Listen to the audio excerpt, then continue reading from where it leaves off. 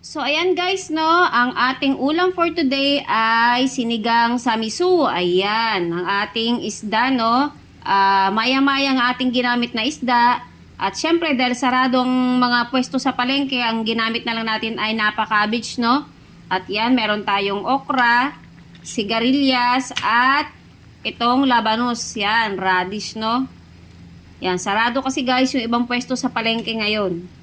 Dahil nga mahal na araw, no, Good Friday.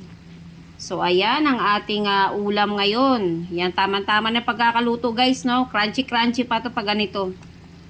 Sinigang samisu ng maya-maya.